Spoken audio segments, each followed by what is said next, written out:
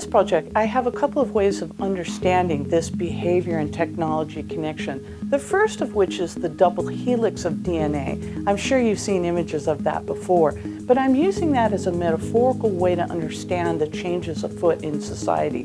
The idea that the two strands represent technology and behavior, that technology and behavior are intertwined.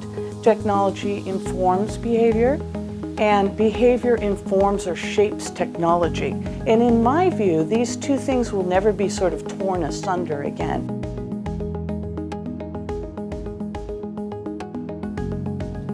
So in the book, I'm looking at various vectors of coming untethered. I mentioned that now we have the workforce that's entering was a digital native. Well, now we've got kids that are growing up digital from infancy. Do you remember the band called The Tubes from San Francisco? Oh yeah, so I saw them recently, met Fee. But this is kind of a punky band out of San Francisco area. This was a 1979 album cover called Remote Control. It was meant to be funny. It's kind of a rock take on the impact of television society on kids, right? They're going to be attached to this TV and it's going to impact their brains and all this stuff. Well, this is 1979 and this is kind of a joke. Well, here we are now, and this is a real product.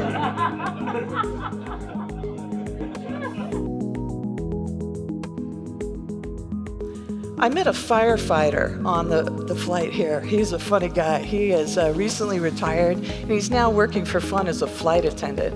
And so we started talking about these ideas. He's having a lot of fun, let's put it that way. We started talking about these ideas, and I said, what have you noticed, over the span of his career that's changed in terms of young people coming now into being firefighters? He said, we all used to gather around a table. We'd talk, we'd laugh, we'd share dinner, we'd play cards. He said, I went back to the station a couple of times, and you know what? There's nobody around that table anymore. Everybody's in their own rooms, on their own devices. And then he looked at me straight on, and he said, it's not the devices, it's the table.